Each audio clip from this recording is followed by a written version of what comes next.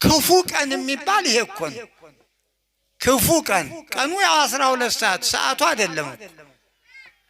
አዎ ሰው እንደ ልቡ ካልተንቀሳቀሰ ዛሬ እኮ ሰው በቀን አይሄድም እንዴ ምናየው አይደል? ችምዬ አዲስ አበባ ብቻ ናት እንግዲህ ብዙ ምዕመናን እኛም ማናውቃችሁ እግዚአብሔር የሚያውቃችሁ ብዙ ቅዱሳን አላችሁ። በእናንተ ሌሎችም ብዙ አባቶች ቅዱሳን አሉ። እንደው ይችን ከቦ ይዞልናል። በእውነት ምየ ነው ምላት እኔ አዲስ አበባ ምየ ይህን ሁሉ ከአራቱ ማዕዘን የመጣው ምንም ልብስ የሌለው ራቁቱን መጥቶ የሚለብስባት ጫማ የማያውቅ ጫማ ያረገባት ብር ያልቆጠረ ብር የሚቆጥርባት ጎጆ የሌለው ፎቅ የሰራባት ምየ አዲስ አበባ አይደለችም? እስቲ እንደው እልል በሉላት እምዬ አዲስ አበባ በእውነት። አዎ እንጂ ሌላውማ የምታዩት አይደል? ወጣ ካሉ ከሱልልታ ልፍ ካሉ እየደነገጡ ካሁን ምን ይመጣ? አዎ መኪና ሙሉ ሰው ተይዞ ይከዳል። መኪና ሙሉ ሰው የት እንደወደቀ አይታይም። ቤተሰብ ጠይቃለሁ ብሎ ሲሄድ ቤተሰቦቹ ስንት ሰዓት ትደርሳለህ? እበሩ ቁሞ መጣ ቀረ ሲሉ ጠፋ። አቤት አቤት እንዴት ያሳዝናል በእውነት።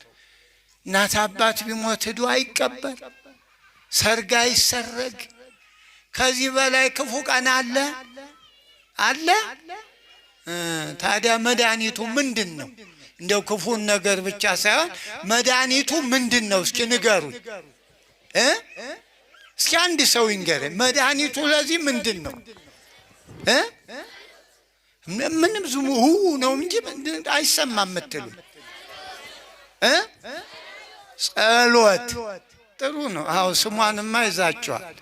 እንዴት እንደምጸልዩ ነው እንጂ የኢትዮጵያ ሕዝብ እንዲህ አውሬ የሆነ መምህሩ ማን ሆኖ ነው? እስኪ ንገሩ። እንደው ክላስ ገብታችሁ ማስታወሻ ይዛችኋል ክፉ እንድትሰሩ? ከማን እንደተማርክ መጽሐፈ ቅዱሱን መጽሐፍ ዘይክል ሕይወተከ በሃይማኖተ ኢየሱስ ክርስቶስ ኢየሱስ ክርስቶስን በማመን ሊያድንህ የሚችለውን አለ። ሊያድንህ የሚችለውን ዛሬ በምን እንዳን እንግዲህ እኮ ሊያድነን የሚችለውን እየተማርን ካላወቅን ምን እንማር? እስቲ እንዲሁ መምህራችን ማን ነው? አንድ እንዳንሆን ያደረገን በቋንቋ የለያየን ማን ነው መምህራችን?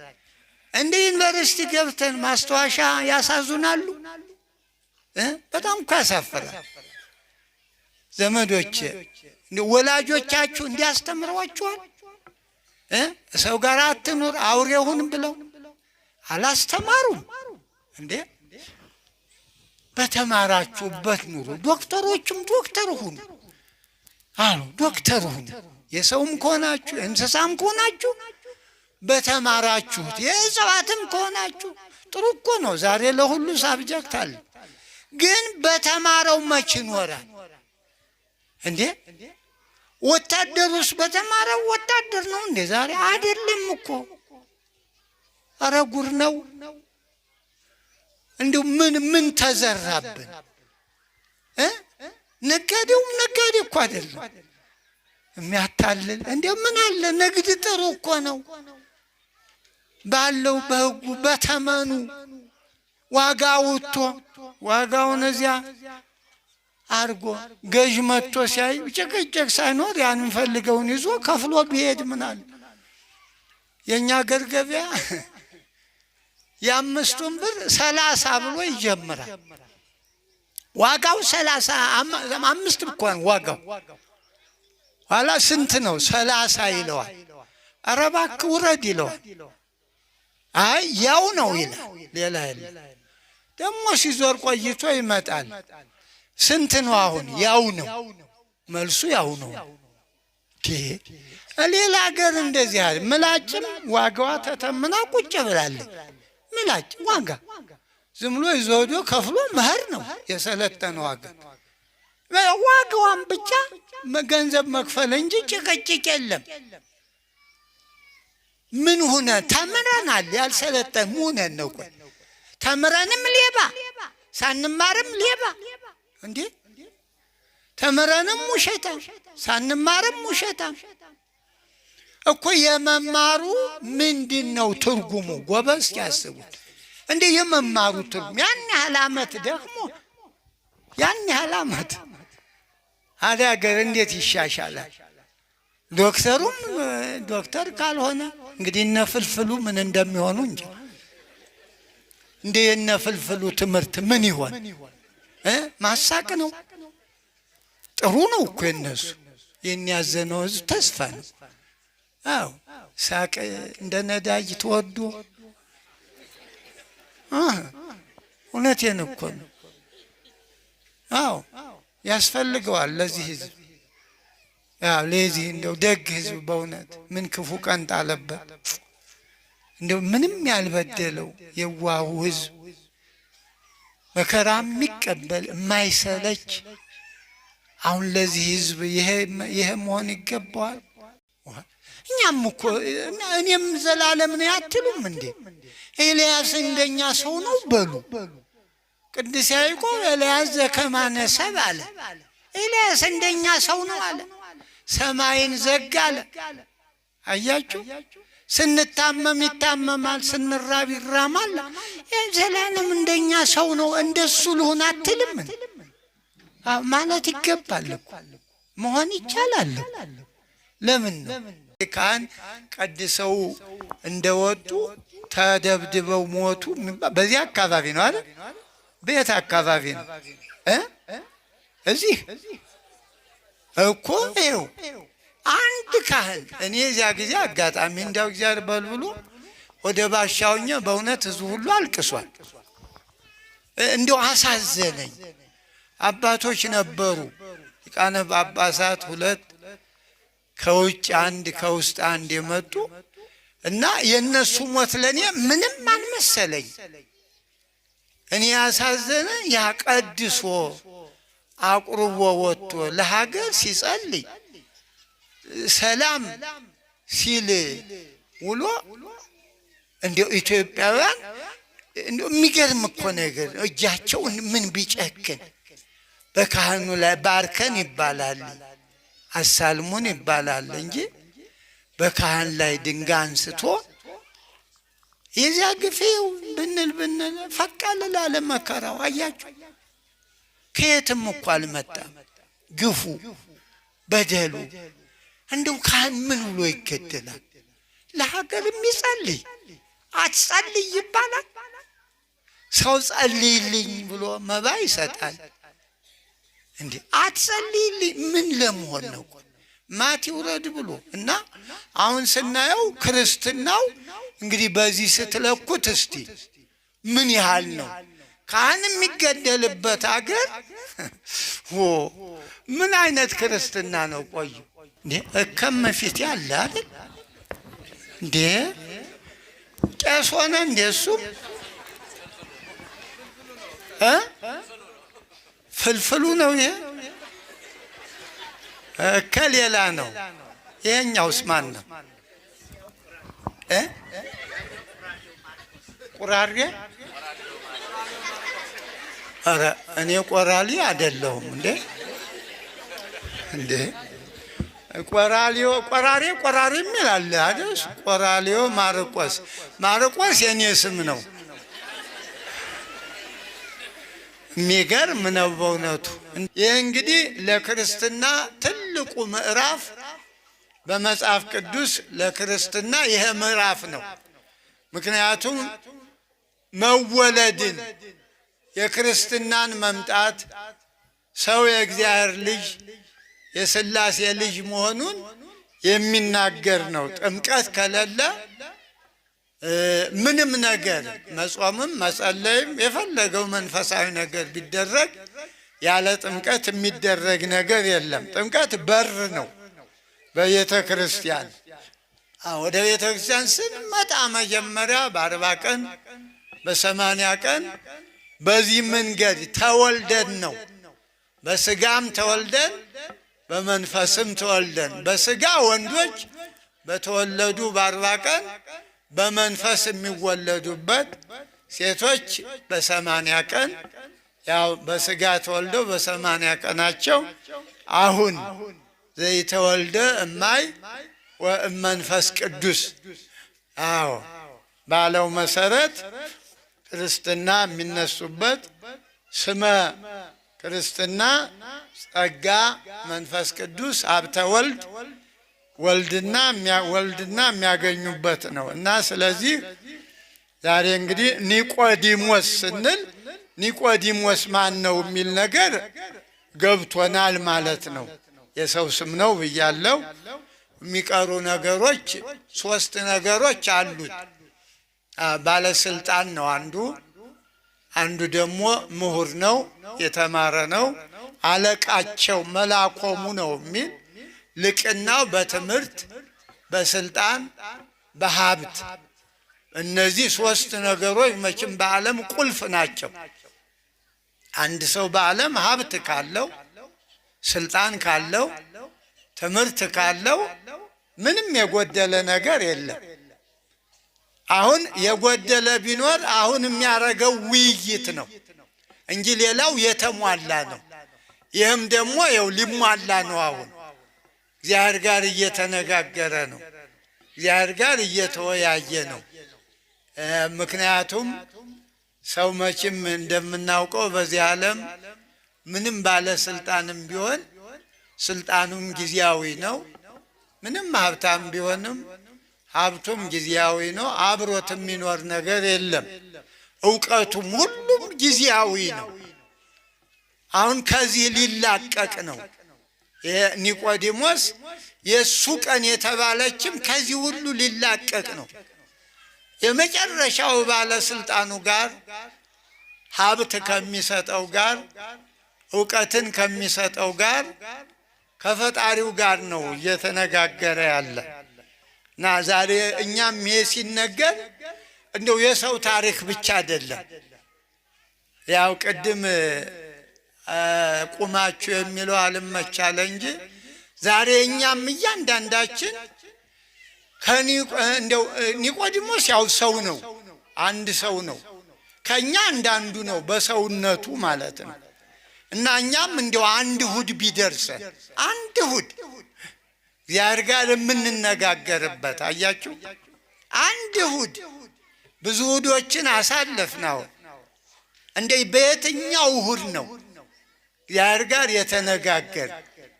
እግዚአብሔር መንገዱን ያሳየን ያለንበትን ሕይወት። ኒቆዲሞስ በጨለማ ውስጥ የነበረ ነው። እንዲህ በዓለሙ የሀብቱ ስልጣኑን ብንል ጨለማ ውስጥ የነበረ እንደውም ሌሊት የሚል ቃል አለ። በድጋሚ ተደጋግሞ እንደ መታወቂያ ሆኖ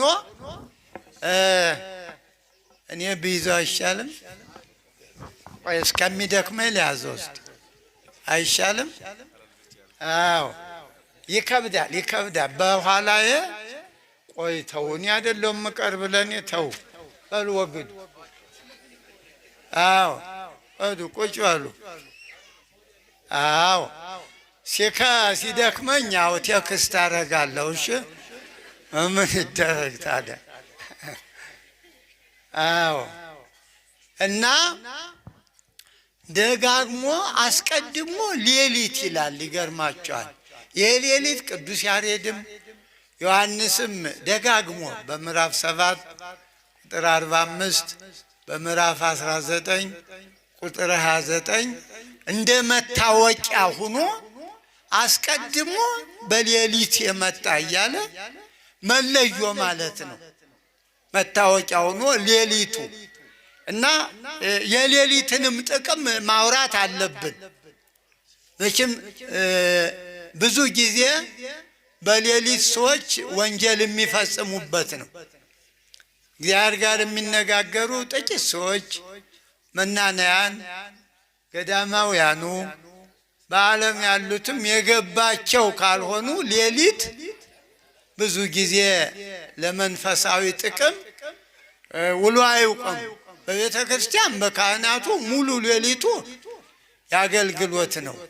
አዎ ማህሌቱ፣ ሰዓታቱ፣ ጸሎቱ ግን እንደ አጠቃላይ ሌሊት ሲባል በዓለም ያው አራዊት ናቸው። እንግዲህ በተፈጥሮ ሌሊቱ የአራዊት ነው፣ ከጫካ የሚወጡበት ያው እንግዲህ ቀለባቸውን ቢያገኙም ቢያጡም ሌሊት ሲንቀሳቀሱ የሚያድሩበት። ከዚያ ደግሞ ሁለተኛው ሌባው ወንበዴውም ደግሞ እንደዚሁ ያው የአውሬ ጠባይ ያለው ሰውም እንደዚህ ሌሊት የሰው ቤት የሰው አጥር ሲሰረስር የሰው ንብረት ቁጭ ዝም በሉ እንጂ ጎበዝ አንተ ወጣት ቁጭ በል ቁጭ በል ካባህን ለብሶ አሁን ቁጭ በል እዚህ ተው፣ ወንጌል ሲሰበክ ተው፣ ለምን ነው የምታወሩ? እንዲህ ያለውን ልማድ ተው እንዴ! አትቀኑም እንዴ? ይሄ ሁሉ ሰው እንደ አንድ ኒቆዲሞስን መሆን ያቀታል? እግዚአብሔር ጋር ነው አሁን እኮ የምናወራ፣ ማንም ጋር አይደለም።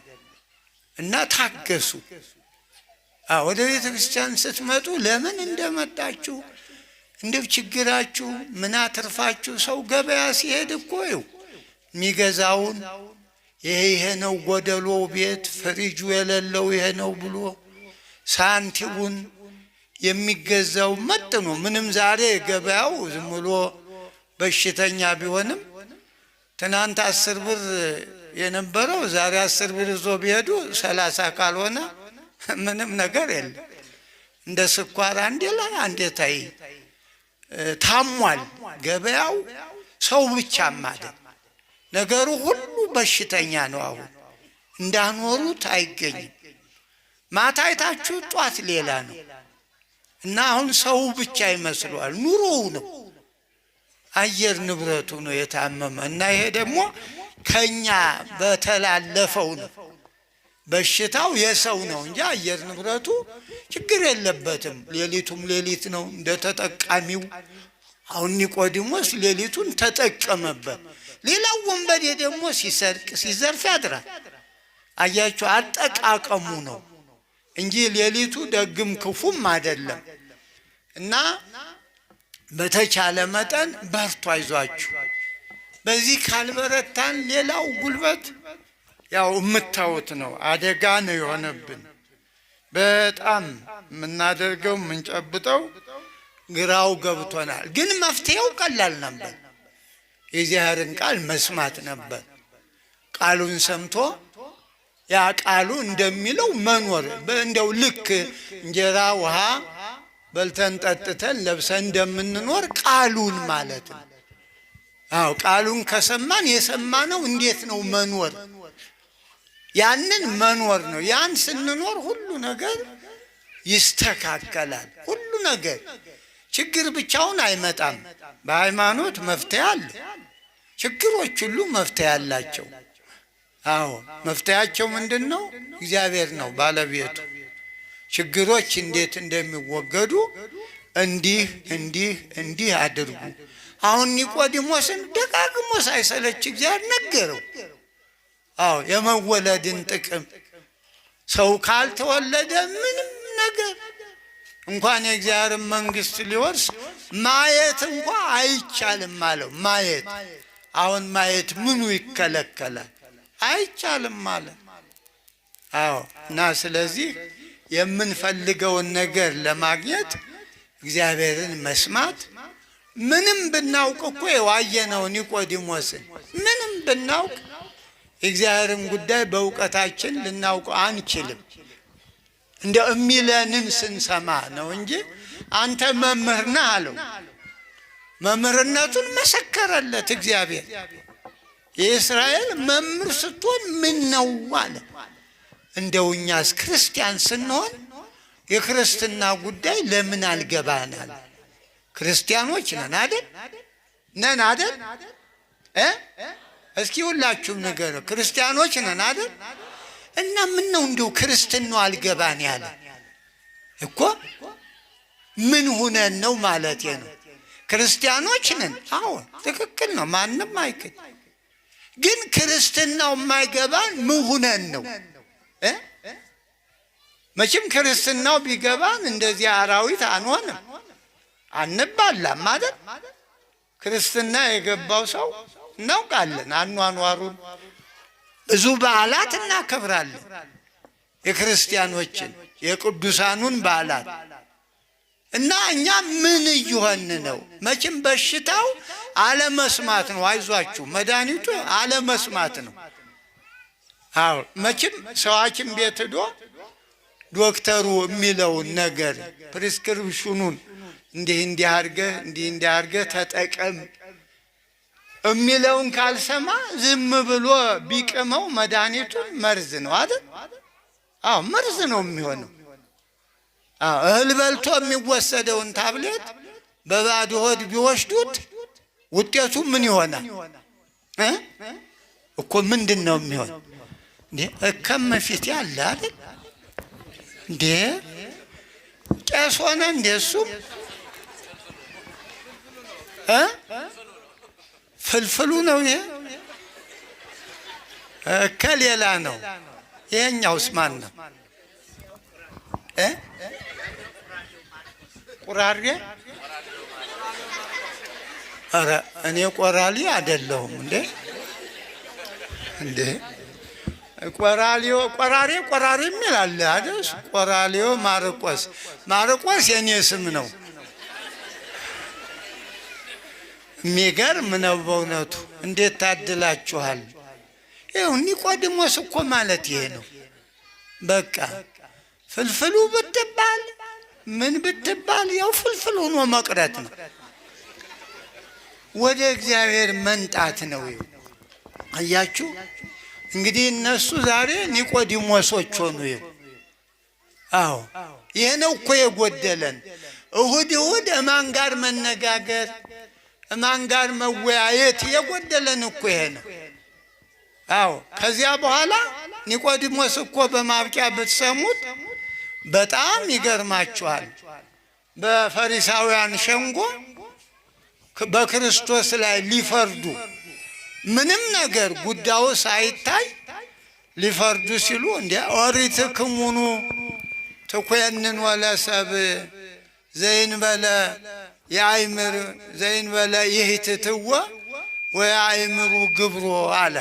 እንዴ ባለ ጉዳዩ ቀርቦ ሳይሰማ እንዴት ይፈረዳል ብሎ አስደነገጣ። እንዲያውም ተበተኑ ይላል። እንዴ ደነገጡ።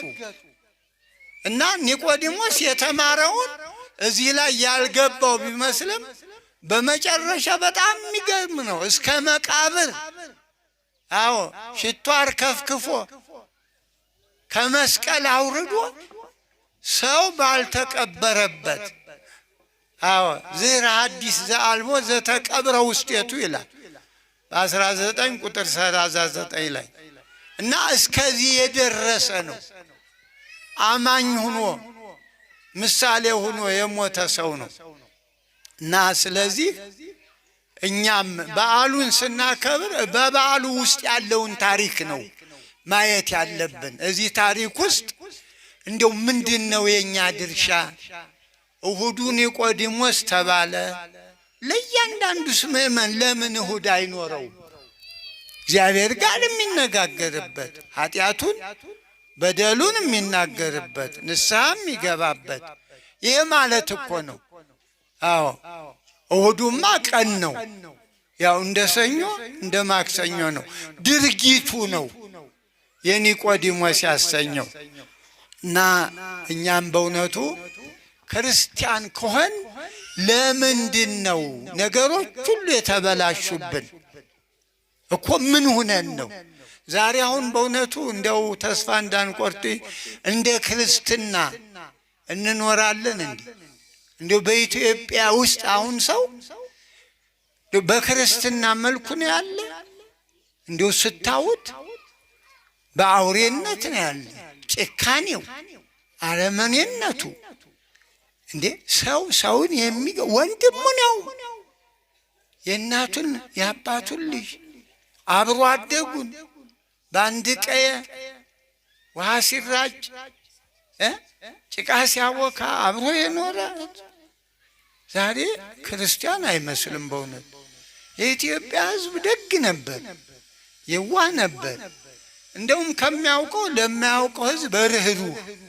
እንግዳ ሰው ጠጉረ ልውጥ ሰው ሲመጣ ና ወደ ቤቴ ብሎ እግዚአብሔር መጣልኝ ብሎ ደስ የሚለው ዛሬ እግዚአብሔር ባረከኝ እንግዳ መጣልኝ ብሎ እግሩን አጥቦ የሚበላውን እሱም አይበላውን መርጦ አብልቶ ሲሄድ ስንቅ ቋጥሮ የሚሰድ ነው። ዛሬ እንደዚህ ነን አይደለንም። በእውነቱ አይደለንም። እንደውም በዚህ አካባቢ ነው እንግዲህ 2 ዓመት ሊሆነው ነው እንዴ አንድ ካህን ቀድሰው እንደወጡ ተደብድበው ሞቱ። በዚህ አካባቢ ነው አይደል? በየት አካባቢ ነው? እዚህ እኮ ይኸው አንድ ካህን እኔ እዚያ ጊዜ አጋጣሚ እንዳው እግዚአብሔር በልብሎ ወደ ባሻውኛ በእውነት ህዝቡ ሁሉ አልቅሷል። እንደው አሳዘነኝ። አባቶች ነበሩ ሊቃነ ጳጳሳት 2 ከውጭ 1 ከውስጥ 1 የመጡ እና የነሱ ሞት ለኔ ምንም አልመሰለኝ። እኔ ያሳዘነ ያቀድሶ አቁርቦ ወጥቶ ለሀገር ሲጸልይ ሰላም ሲል ውሎ እንደው ኢትዮጵያውያን እንደው የሚገርም እኮ ነገር እጃቸው ምን ቢጨክን በካህኑ ላይ ባርከን ይባላል አሳልሙን ይባላል እንጂ በካህን ላይ ድንጋይ አንስቶ የዚያ ግፌው ብንል ፈቃለ ለመከራው አያችሁ። ከየትም እኮ አልመጣም ግፉ በደሉ። እንደው ካህን ምን ብሎ ይገደላል? ለሀገር የሚጸልይ አትጸልይ ይባላል። ሰው ጸልይልኝ ብሎ መባ ይሰጣል እንዴ? አትጸልይልኝ ምን ለመሆን ነው? ማት ይውረድ ብሎ እና አሁን ስናየው ክርስትናው እንግዲህ በዚህ ስትለኩት እስቲ ምን ያህል ነው ካህን የሚገደልበት አገር? ምን አይነት ክርስትና ነው? ቆዩ እና ወርደናል። ይሄ ደግሞ የኛ አለመስተካከል ነው። እንግዲህ ከሰማይ ሌላ መንፈስ መጥቶ አይደል እዚሁ መንደር ያለው የሚጸለይለት ህዝብ፣ ሰላሙ ለግባ የሚባል ህዝብ፣ ታመዳን የሚባል ህዝብ በአባቱ ላይ ድንጋይ አንስቶ ካህን የሚገል እንደው ምንድን የዚህ ሰውዬ ትርፉ የእኒህ ሰዎች ትርፋቸው ምንድን ነው? ቆይ እንደው ትርፉ ምንድን ነው? እስኪ አስቡ። እና ነውር ነው። አሁንም ካልተመለስን እኮ የምታዩት ነው። ምንም እየባሰ እኮ ነው የሄደ።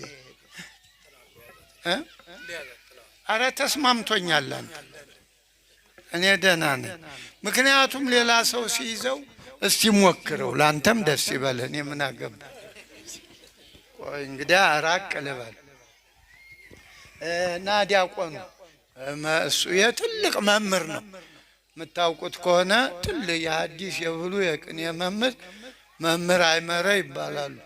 ያ ባለ ካባው የተደ የታል እና በለው እሱን ቁመቱም የሱ ነው። ጥሩና ናማ ና አዎ ና ለሱ ይችማ እንደ ዘኪዎስ ታች ነው ያለ። አዎ ይሄማ አይደል ከፍ አድርገው በቃ አዎ እንደሱ ነው። አዎ እና እንመለስ ነው። ሌሊት አሉ ሌሊት የተፈጥሮውን ሌሊት አይደለም ይላሉ ሊቃውንቱ። አዳምጦኝ ያ ኒቆዲሞስ የመጣበት ሌሊት ሰው ሁሉ አድሞ ለክፋት የተዘጋጀበት እና ያ ክፉውን ጊዜ ነው ሌሊት፣ የተፈጥሮውን አይደለም ይላሉ። በጊዜው ያሉት ሰዎች ክፋታቸው ሌሊት አረገው እንትኑን ምንድነው ሌሊቱ? ሰው ሁሉ ወደ እግዚአብሔር እንዳይመጣ ወደ እግዚአብሔር መጥቶ የተማረ ከማንጋው እንዲባረር ብዙሃን መላእክተ ሕዝብ ለአምኑ ቦቱ ይላል በዮሐንስ 12 ቁጥር 42 ላይ ብዙሃን መላእክተ ሕዝብ ከሕዝቡ አለቆች ያመኑበት ብዙዎች ናቸው። ባህቱ እያጋሃዱ ነገር ግን እምነቱን ለመግለጥ ፈሩ ይላል። በእንተ ፍርሃቶሙ ለአይሁድ ወይም ለፈሪሳውያን ለምን ከመ ኢይስድድዎሙ እምኩራብ ወደ ክርስቶስ ሄዶ የሚማር ካለ ከምኩራብ ይባረራል፣ ከማህበራዊ ኑሮ ገለልተኛ ይሆናል ብለው አድማ። እንግዲህ ይሄ ሌሊት ሆነ። አያችሁ ሰውና እግዚአብሔር እንዳይገናኝ ይህን ነው ሌሊት ያሉት። ኒቆዲሞስ በዚህ ጊዜ ነው እንደዚህ በክፉ ጊዜ ሰውና እግዚአብሔር በተጣላበት ጊዜ ስልጣን ሳይል ሀብት ሳይል ዕውቀት ሳይል የፈለገው ይምጣ ብሎ ሄደ። ነገር ግን እሱም ቢሆን ቀና አልሄደም። ምክንያቱም ከስልጣኑም ሊሻር ይችላል። አዎ ትንሽ ስልጣን መቼም ክፉ ናት አይደል? ስልጣን ዛሬ ዓለምን ግራ የሚያጋባ የምታዩት ሰማዩን ምድሩን ባህሩን እያበላሸ ያለ ስልጣን። በየትኛውም ቦታ ባለስልጣኖች ናቸው ዛሬ ዓለምን ግራ ግብት ያደረጉት። ሰው በሀገሩ እንዳይኖር ሰው ሀገር ሄደው ባህሩን የብሱን እና ስልጣን ክፉ ነው። ደግሞ እኮ እንደሚያልፍ ይታወቃል። መቼም በእውነቱ አንድ ባለስልጣን ነገ እንደማይኖር ያውቃል አይደል? እንደው ስታስቡት እንደው የማያልፍ ስልጣን አለ? እስኪ ሁላችሁም አይዟችሁ የለም አይደል? እንዴ በዘመናችን አይተን የለ እንዴ? እንደው ከጃንሆይ ጀምሮ እኔም በእኔ እድሜ ብዙ አይቻለሁ አይደል? ያላለፋለ ለምን ነው ሰዎች የማያልፍ የሚመስላቸው? እንደው እኔ ግርም የሚለኝ ይሄ ብቻ ነው። ለምን ነው እንደ እያወቁ እንዴ አጠገባቸው ነበሩ የሉ ነገ እነሱ የሉ። እኛው መቼ እንኖራለን ቢሉ ይዋሹ እንጂ ማን የኖረውን ይኖራል? ያልፋል እኮ የማያልፍ የለም። ይሄ ነው አልገባን ያለ ዘመዶች። ለሚያልፈው ጥሩ ነገር ብንሰራ ምን አለ? ጥሩ ታሪክ፣ የማያልፍ ታሪክ። አዎ አሁን ኒቆዲሞስ እኮ ዛሬ የለም። ያላለፈው ታሪኩ ነው ኒቆዲሞስ፣ የማያልፍ ታሪክ። አሁን ከፈሪሳውያን አንድ ስመ ዝክር ያለው የለም፣ የኒቆዲሞስ ብቻ ነው። ለምን? እግዚአብሔር ጋር ያደረገው ውይይት። እና እኛም የማያልፈው እግዚአብሔር ጋር ያለው ኑሯችን ነው እንጂ ይሄማ ምን አለው ብላችሁ ነው። ያልፋል። ራሳችሁን አታታሉ፣ አትሞኙ። በፍቅር በሰላም ኑሩ። አዎ በሰላም መኖር ይሰለቻል እንዴ? ይሰለቻል? እስኪ ንገሩ፣ ይሰለቻል? ምኑ ይሰለቻል? በእውነት በሰላም መኖር፣ አብሮ መብላት፣ አብሮ መጠጣት፣ መረዳዳት ምኑ ይሰለቻል? የውስጥ ደስታ አለ እንዴ? ክፉ ነገር እኮ የግድ ህሊና እንዳላርም እየጮኸ እኮ ነው። በጉልበት እኮ ነው የምንኖር። ክፉ ነገር ስናደርግ ይጮሃል እኮ። ኧረ አይሆንም ይላል። ነፍስ ትጮኻለች። ሰው ግን ያን ሁሉ ጥሶ በግድ አደጋ ላይ ይወድቃል። እና ሌሊት የተባለ ያ ነው። ሌላው እንደው እንደምናውቀው በኑሯችን ሌሊት ጥሩ ነው ለጥናት።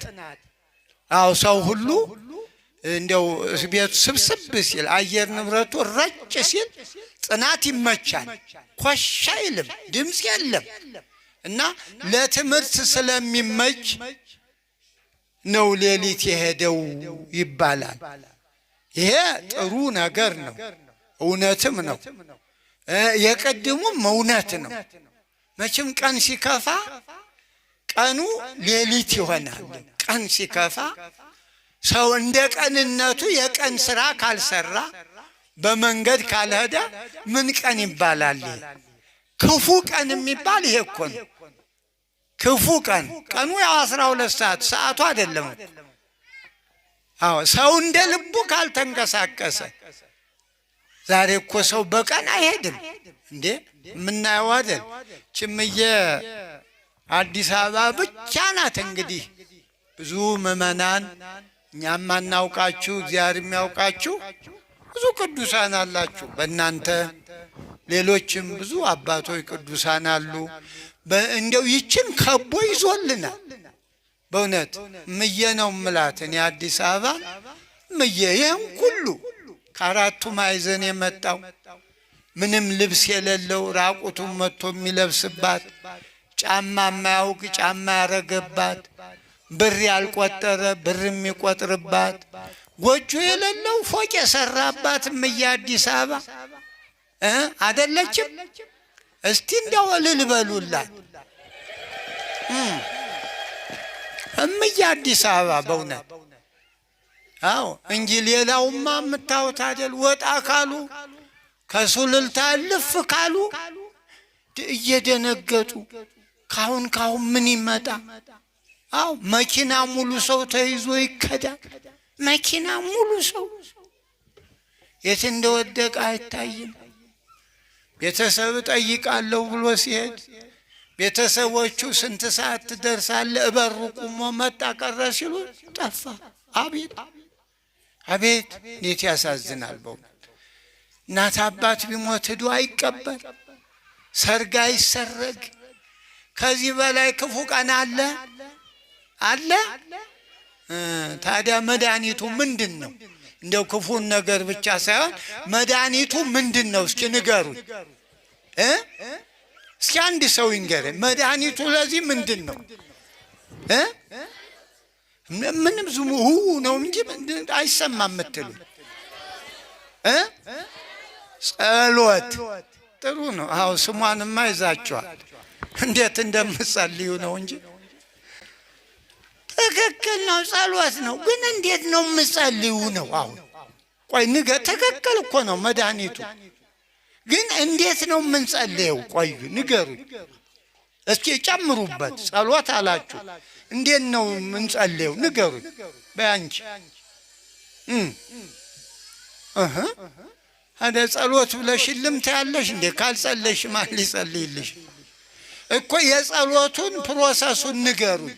ጸሎት ምንድን ነው ንገሩኝ። አይዟችሁ እንዴ በደንብ ንገሪኝ። በምን አይሰማም እኮ ጠበቅ አድርገን በንስሐ ንስሐ ምንድን ነው? ስሙን እኮ ይዘውታል። ይገርማችኋል። አሁን ከንስሐ በፊት ቆይማ ጸሎት ነው።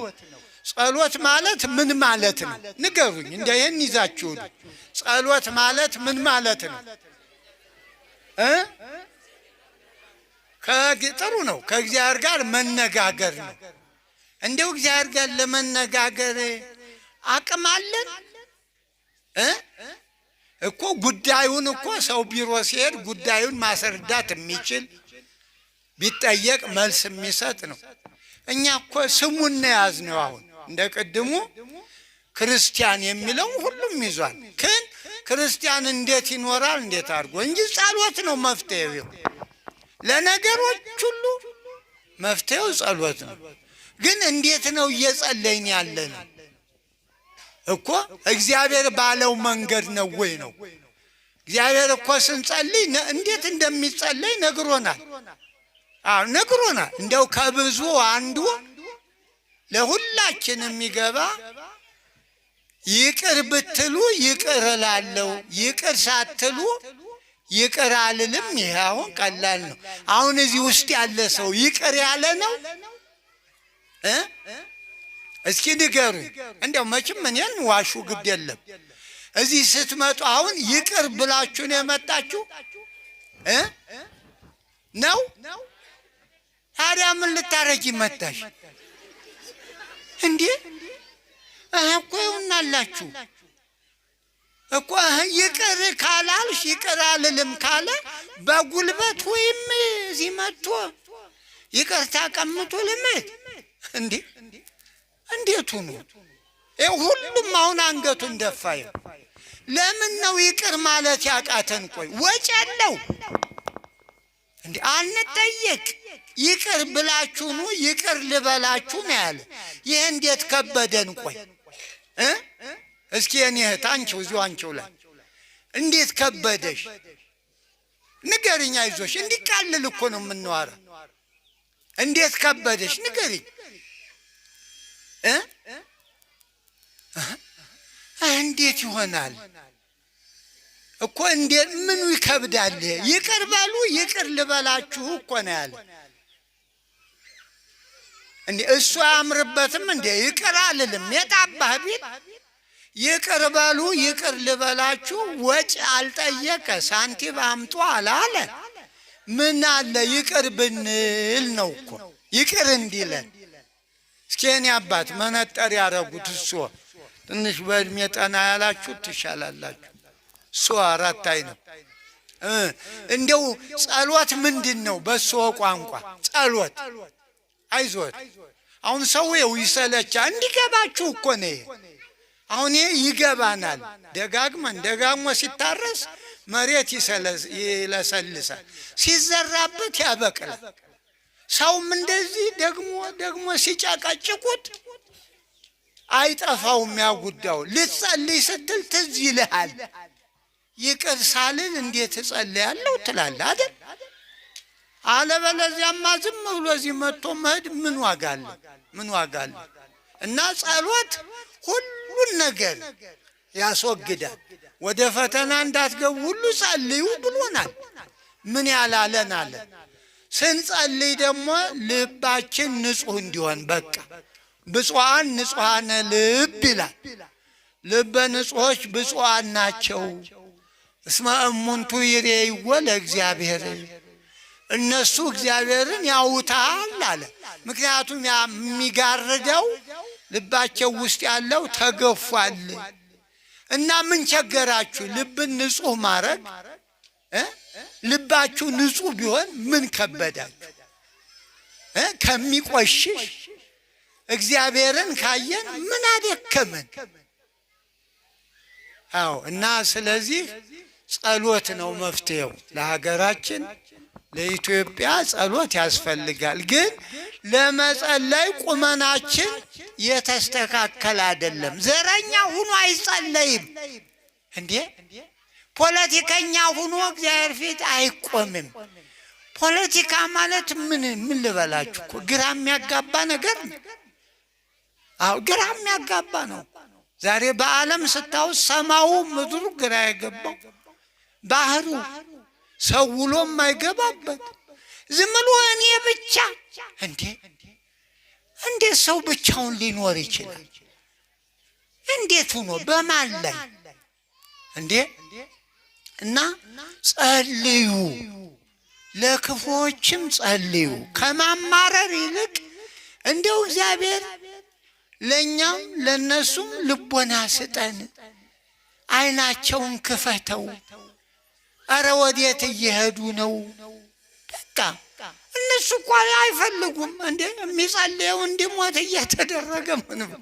እኛ ሊገባን ይገባል። ዋሻ ያለው አይደል እንዴ የሚገደል? ዋሻ አብሉኝ አይል አጠጡኝ አይል። አዎ ለሀገር ለሕዝብ የሚያለቅስ ጾም እየዋለ ጾም እያደረ እንዴ ይሄ ይገደላል? አዎ። እና እንጸልይ። ስንጸልይ ቅድም እንዳልኳችሁ ከቂም ከበቀል። አዎ ቂም በቀል። ቂም ማለት እንደው መቆዘብ፣ ትናንት የተነጋገሩትን እያሰቡ እያሉ አዎ የማይወለድ እርግዝና ጽንስ እየቃሰቱ። በቀል ማለት ደግሞ ያን ሰውዬ አድብቶ የትም ይሁን ለመበቀል ማለት ነው። ልዩነታቸው ይሄ ምን ያረጋል? ለሀገር አይሆን፣ ለትውልድ አይሆን፣ ለራስ አይሆን። ለምን ይጠቅማል? ቆዩ እስቲ ደግሞ እኮ አባቶቻችሁ በሰላም ኑረው እንዴ ትናንት ወላጆቻችሁ በሰላም ኑረው አያቶቻችሁ በሰላም ማን ወሰደባችሁ? ያን ኑሮ ማን ወሰደው? ምን ተክተው ወሰዱት? ያን ሰላሙን ሲወስዱ ምን ተኩ እዚያ ቦታ ላይ? እና ተው ጎበዝ፣ በሰላም እንኑር፣ በፍቅር እንኑር። ይህችን የመሰለች ሀገር አየር ንብረቷ እንደዚህ ያማረ እንደው በባልትና የተቀመመ የመሰለ ሌላ ሀገር አሁን ዛሬ ብትሄዱ እንደዚህ ያለ አየር የለም። አዎ እንደዚህ ያለ ቅዝቃዜውና ሙቀቱ ተዋህዶ ተስማምቶ ይህን ያህል መቆም አይቻልም ሌላ ሀገር። እና ስለዚህ ኒቆዲሞስ ዛሬ ከፈጣሪው ጋር እባካችሁ ውርውር አትበሉ፣ ዝም ብሎ ራሳችሁን አስተናግዱ። እዚህ ማንን አስተናግድም፣ ሁሉም ባለቤት ነው። በፈለገው ባለስልጣንም እኮ የለ እዚህ። ማንም ባለስልጣን ይምጣ ቁጭ በል፣ ያ ቀበሌው ነው። እዚህ ሁሉ እኩል ነው። ደሃ የለ ሀብታም የለ። እዚህ እኩልነታችን የምትረጋገጥ እዚህ ብቻ ነው፣ ሌላ ቦታ አይሆንም። ስለዚህ ሁላችሁም የእግዚአብሔር ልጆች እንድትሆኑ ነው እየተማር ሁላችንም፣ ሽማግሌውም ሕፃኑም ዛሬ በዚህ ቦታ የእግዚአብሔር ልጅ ነው እንድንወለድ ነው። ይሄ በስጋ የተወለድ ነው አይደለም። ይሄማ ከብትም ይወለዳል። ይሄ ስጋ ይሄኛውን ነው። ያ ከውሃ ከመንፈስ ያልተወለደ የእግዚአብሔር መንግስት ሊያይ አይችልም ነው። ሊያይ ውሃ ማለት ከወልድ ከመንፈስ ቅዱስ መንግስተ እግዚአብሔር ከእግዚአብሔር አብ ከስላሴ ማለት ነው። ሲደመር ዘይተወልደ እማይ ስንል ከወልድ ወይም መንፈስ ቅዱስ ከመንፈስ ቅዱስ መንግስተ እግዚአብሔር ከእግዚአብሔር አብ ይሄ ምስጢረ ስላሴ ይባላል። አዎ ምስጢረ ስላሴ። አዎ እና ስለዚህ ዛሬ ብናውቅም ሀብትም ቢኖረን እንደ ኒቆዲሞስ ልናውቅበት ይገባል። ሁሉ ቀሪ ነው። ሲወለድ ይዞ የመጣ እኮ የለም። ሁሉም ራቁቱን መጣ፣ ራቁቱን ይሄዳል። ራቄ ወጻይኩም ከርሰሜ ወገብ ራቄ ውስተ ምድር ይላል። ቆይ አሁን ከእናንተ እንደው ትንሽ ሳንቲም ቋጥሮ ይወጣለ? የሀብታም ልጆች ንገሩን። ዳማ መቼም ዳህ ነው። ስትወለዱ እንደው ትንሽ ሳንቲም ይዞ ይወጣለ? ንገሩኝ እስቲ። አለ የለም? የለም እኮ የለ። እንደውም ስንወለድም እኮ አናውቅም። አሁን የመንፈሱን አልኒ የስጋውን እሴት እናውቃለን። ስትወለድ አሁን ያወቃችሁ አላችሁ? ኋላ የእናትህን ጡት እየጠባህ ቀስ እያልክ ጠረኗን እያየህ እናት ያልክ እንጂ ማን ይውለድህ ማን ታውቃለህ? አውቅም እኮ እንኳን ይሄ የመንፈሱ ማለት ነው። አሁን ኒቆዲሞስ እኮ እዚህ ላይ ደካማ ሆኗል። ከአባቱም ከእናቱም ሲወለድ አያውቅም። እንኳን ይሄ መንፈሳዊው ረቂቁ ማለት ነው። አንዳንዴ የእምነት ተቋሞች ሳይማሩ ሳያውቁ ክርስቲያን አይኮንም ይላሉ። እንዴ ኒቆዲሞስን አይጠይቁትም እንዴ? ኒቆዲሞስን ይጠይቁት። መምህርነቱን ፈጣሪው መስክሯል። እንደው በመማር አይደለም ክርስትና። ያው ከእናት ከአባት ከክርስቲያን መቼም መወለድ ያው ዘር ነው፣ አብሮ ነው በደሙ። መቼም ከብት ሲወልድ ያው ከብቱን ነው። ሰውም ሲወልድ እስከ ሃይማኖቱ ነው የሚወልደው፣ በደሙ ውስጥ ማለት በረከቱን ያለውን ይዞ ነው። ኋላ ካልጣለው አብሮ ነው የሚወለደው። ከዚያ በኋላ ደግሞ በራሱ በስርዓቱ ወንዱ በ40 ሴት በ80 ሲጠመቁ ተወለዱ። ያ አይታይም። አዎ ልክ ነፋስ ከዚያ ተነስቶ ወዲያ ሄደ እንደማይባል አሁን የነፋስ ከዚህ ነው የተነሳ ተብሎ አይታወቅም፣ አድራሻውም አይታወቅም። መንፈሳዊ ልደትም እንደዚህ ነው፣ ረቂቅ ነው ማለት ነው።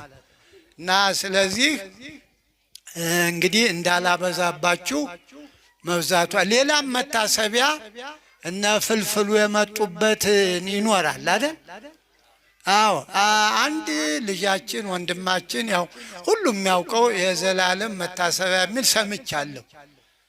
ትንሽ እንደዚህ ነው በዓለም መኖር እንደ ዘላለም። አያችሁ ዛሬ ስንት ትልልቅ ሰው መታሰቢያ ሳይኖረው ቀርቷል። ዘላለምን ዓለም ነው የኢትዮጵያ ሕዝብ ውለታውን ከፈለው። ለካ እንዲህ ነው እንዴ? አንድ ወጣት በእውነቱ አንድ ወጣት በቁመና ያደረገው በቁመና የሰራው ስራ በተማረው የኖረ ባመነው የኖረ አያችሁ ዛሬ በተማርነው ብንኖር በምናምነው ብንኖር ኑሮ እንዲህ እንሆን ነበር? የተማርነው ሌላ የምንኖረው ሌላ። አይገርማችሁም? ዛሬ እኮ ሰው በተማረው አይኖርም። መቼም ትምህርት ሰው ግደል የሚል ትምህርት የለም፣ ስረቅ የሚልም ትምህርት የለም። ዛሬ ሰው መግደል ነው፣ መስረቅ ነው፣ መዋሸት ነው በቃ። ዘላለም ግን እንዲህ አይደለም። አንተስ ሀሉ በዘተምህርከ ወተአመንከ አለ ቅዱስ ጳውሎስ ልጁን ጢሞቴዎስን በሁለተኛ ጢሞቴዎስ ምዕራፍ 3 ቁጥር 14 ላይ አንተስ አለ በተማርከው ኑር፣ በአመንከው ኑር፣ ከማን እንደተማርክ ታውቃለህ አለ። የሚገርም እኮ ነው። ተአምር መሀበ መኑ ተምህርከ፣ ከማን እንደተማር ከማን ተማር ነው ይህን ክፋት? እናንተ ማን ነው መምህራችን? ከመቼ ወዲህ ነው የኢትዮጵያ ሕዝብ እንዲህ አውሬ የሆነ? መምህሩ ማን ሆኖ ነው? እስኪ ንገሩ። እንደው ክላስ ገብታችሁ ማስታወሻ ይዛችኋል ክፉ እንድትሰሩ?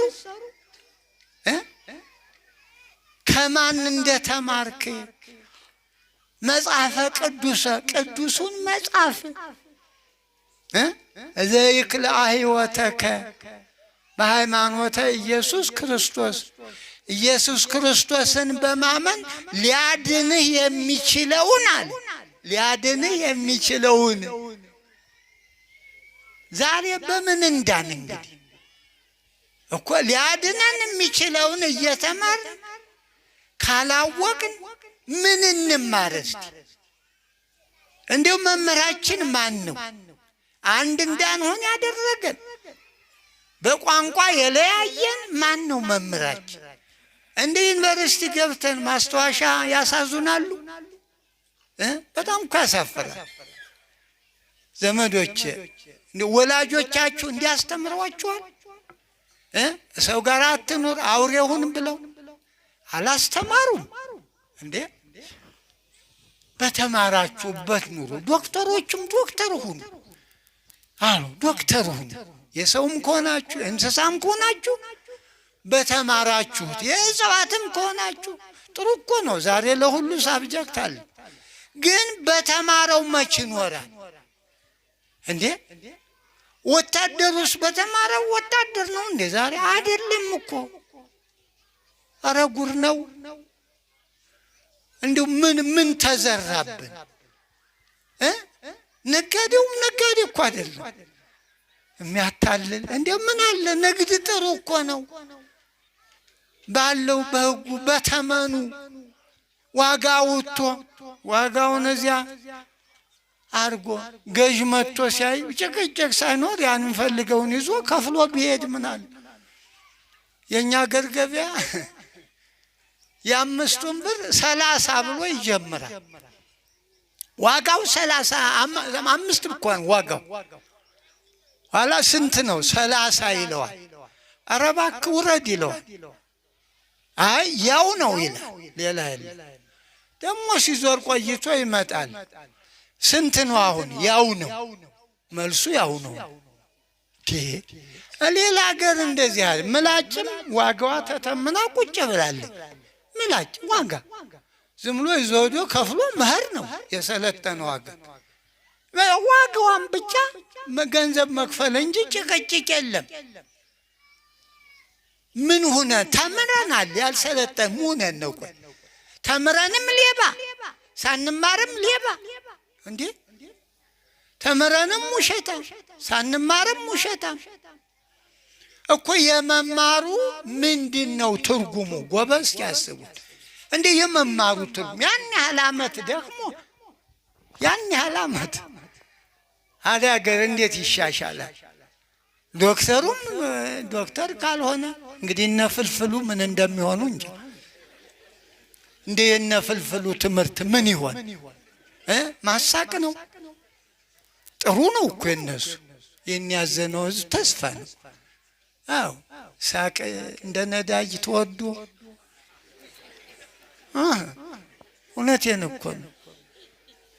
አዎ ያስፈልገዋል ለዚህ ህዝብ።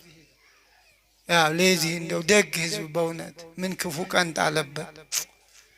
እንደው ምንም ያልበደለው የዋሁ ህዝብ መከራ የሚቀበል የማይሰለች አሁን ለዚህ ህዝብ ይሄ መሆን ይገባዋል በእውነት።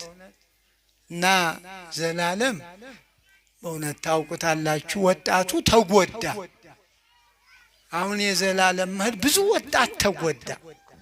ብዙ ወጣት አይነ ስውር ሆነ። በእውነት ተስፋ ነበር፣ እውነት ይናገር ነበር። ሰባኪ ሞልቷል። የቀጣፊው ከተማውን አጥለቅልቆታል። ግን እንደ ዘላለም አይደለም። ዘላለም ያችኑ ነው፣ አይጨምር አይቀንስ። አዎ መነገር የሚገባትን ለሰው ጆሮ አጣፍቶ ያቀርባል። አዎ ሰላም እንዴት እንደሚገኝ ይናገራል። ገርማቸዋል። ሰላም ለማግኘት በሰላም መኖር የሚፈልግ ሰው ይላል ዳዊቱን ጠቅሶ። አዎ እንዲህ ነው ዘዴው፣ መጽሐፉን ማለት ነው። አዎ እኛ ዛሬ ይህ ሁሉ ወጣት አለ። ምን አለ እንደ ዘላለም ቢሆን?